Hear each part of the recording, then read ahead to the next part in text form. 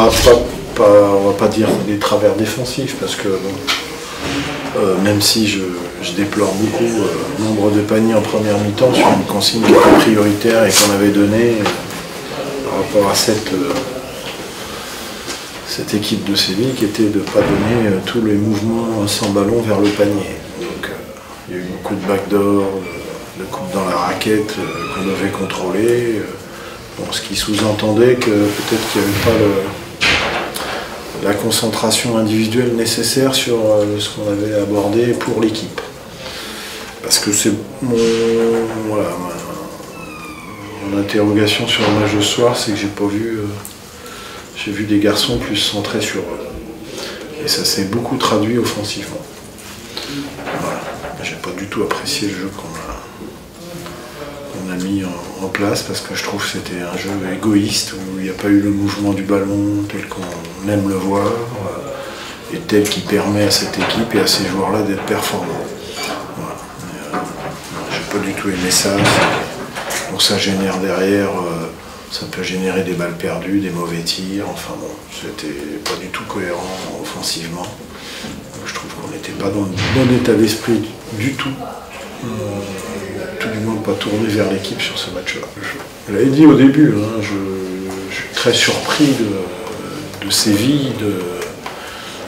Bon, au niveau européen, ils avaient perdu un match de 2 points, perdu 2 matchs de 3 points. Hein, voilà, c'est plus au niveau espagnol, mais bon, on ne sait pas trop, ça, on ne sait pas comment ça se passe. Mais bon, quand vous voyez l'effectif de cette équipe-là, vous dites, bon, c'est sûr qu'au départ, pour nous, c'est bon, voilà, le challenge il est élevé, il ne faut pas l'oublier. Hein. On l'a mesuré, on a un déficit athlétique sur les joueurs extérieurs qui est énorme. Bon, à l'image bien évidemment de Satoransky sur le poste 1, qui est pas facile à contrer, parce que pour Marco c'est quand même un meneur de 2 mètres. Voilà, mais il a été bon dans la raquette à 4 mètres et à 7 mètres. Donc là, il fait un énorme match. Hein. Il a été largement au-dessus de son niveau.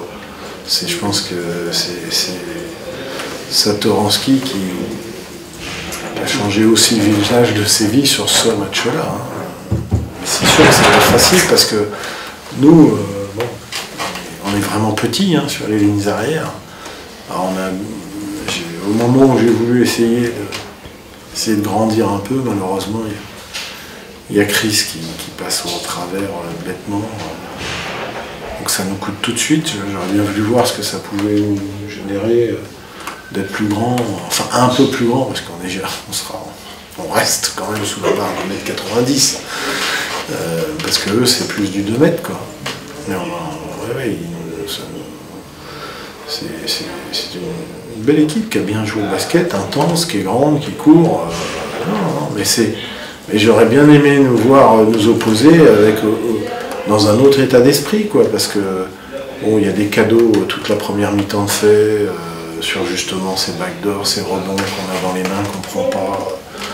On a un vrai problème pour arracher les ballons, quoi.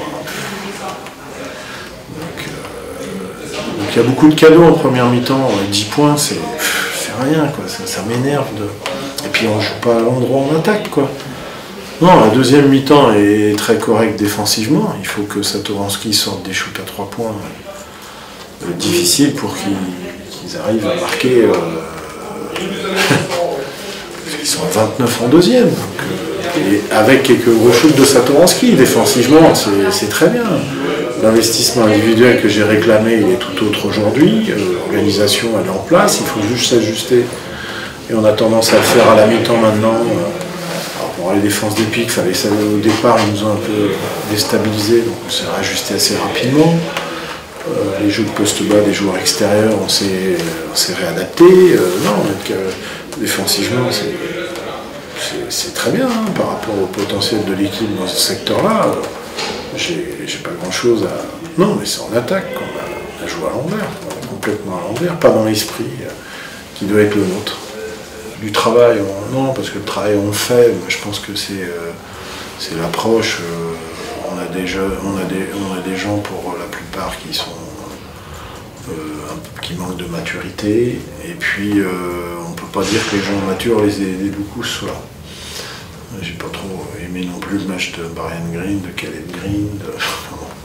J'ai pas aimé beaucoup le match de nombre de joueurs ce soir. Non, c'est pas ça. Donc, est-ce que c'est parce que c'est l'Europe? Il faut quoi? Il faut briller au niveau européen. On pense déjà à l'année prochaine. On va en parler demain, hein, parce que ça, le constat qu'on peut faire, c'est que dès qu'on est plus tourné vers soi que vers l'équipe, ça vaut 15-20 points. Donc au final, ça n'a rien de bon pour l'équipe, ça c'est sûr, mais rien de bon non plus pour les individus. Donc ça sert à rien, messieurs, vous vous trompez de combat là. Là, comme ça, vous n'allez pas exister. Voilà, les retombées, il faut faire le travail ensemble. Et après, éventuellement, on peut toucher les dividendes d'un travail collectif, comme souvent. Mais là, si on est dans cet état d'esprit-là, on ne va pas exister, hein, on n'existera pas.